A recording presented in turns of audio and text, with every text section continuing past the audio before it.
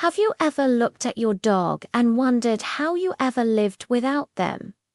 They're more than just pets, aren't they? They're family. For some, they're a lifeline. This is a story about that kind of bond, a bond forged in loyalty, service, and unconditional love. It's the story of a veteran and his four-legged hero, and the hardest goodbye of all. For 10 years, Max was more than just my dog. He was my shadow, my confidant, my guardian. We met when I came back from my last tour. The world felt loud, chaotic, and I felt lost in it. The silence in my own head was deafening. Then this goofy-looking German shepherd with ears too big for his head and paws he hadn't quite grown into stumbled into my life. He was assigned to me as a service dog, but he quickly became so much more. I remember our training. He was so smart, almost too smart. He'd learn a command in minutes and then look at me with this expression like, "Okay, what's next? Is that all you've got?" He learned to wake me from nightmares, not by barking, but with a gentle nudge of his cold, wet nose. He learned to create space for me in crowds when I felt the walls closing in, just by planting his solid, warm body next to mine. He wasn't just trained to do these things. He learned to read me. He knew my moods better than I did. A slight shift in my posture, a change in my breathing, and he was there, his head on my lap, his big brown eyes saying, "I'm here. We're okay." We had so many adventures. We hiked mountains, his tail a constant happy metronome against the trees. We drove cross-country, just the two of us, windows down, his ears flapping in the wind. He was there for every milestone, big and small. He sat by my side when I earned my college degree wearing a tiny graduation cap I made for him. He was the first one to greet my wife when I brought her home, giving her a thorough sniff down before deciding she was worthy, and then showering her with sloppy kisses. When our daughter was born, he appointed himself her personal bodyguard, sleeping by her crib every night. He was the constant, the steady anchor in the unpredictable sea of life after service. With him, the world felt manageable. The invisible wounds felt a little less raw. He didn't ask for anything in return, just a good scratch behind the ears, a game of fetch, and a spot on the corner of the bed. He gave me a decade of peace, a decade of security, a decade of pure, unfiltered joy.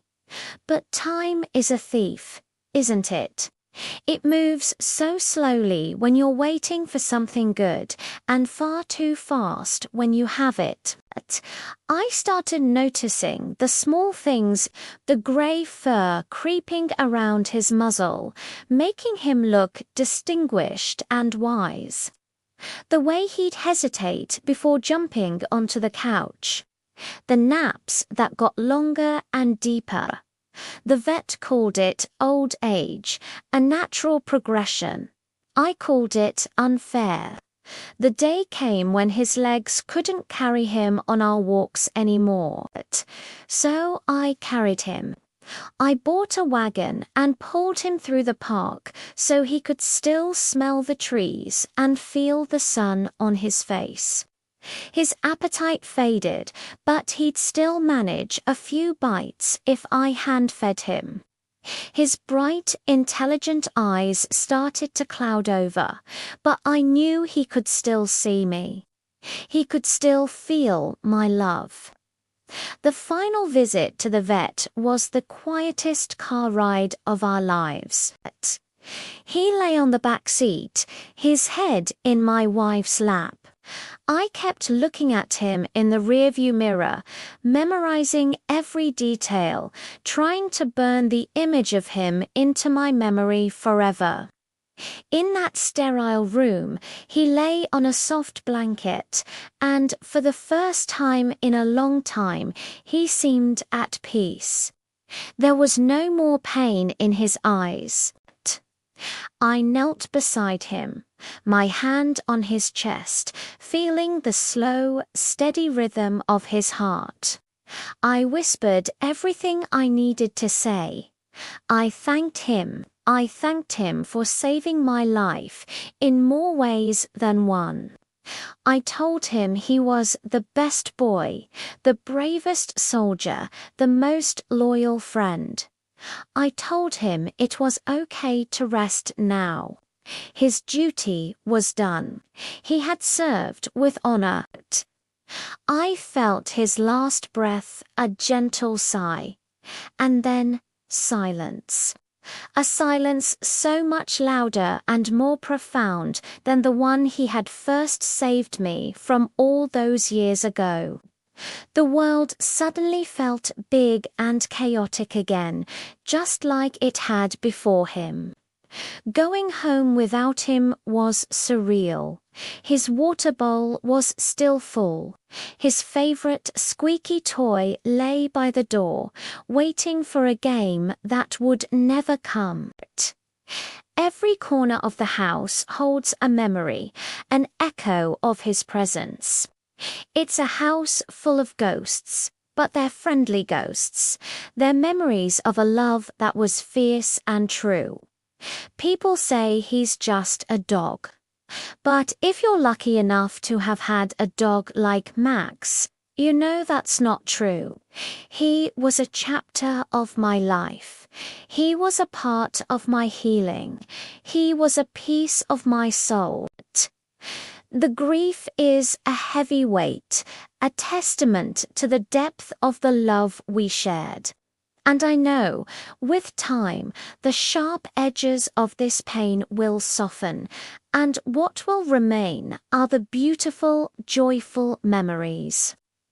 We honor our fallen soldiers, and Max was a soldier in every sense of the word. He fought my demons alongside me, he stood watch over my family, and he served with unwavering loyalty until his very last breath. So this is my farewell, my final salute to my partner, my protector, my best friend. Rest easy, Max, you've earned it. Your watch is over. Thank you for everything. To anyone who has loved and lost a pet, you know this pain. They leave paw prints on our hearts that never fade. If you have a four-legged friend by your side right now, give them an extra hug today. Cherish every moment. Thanks for listening.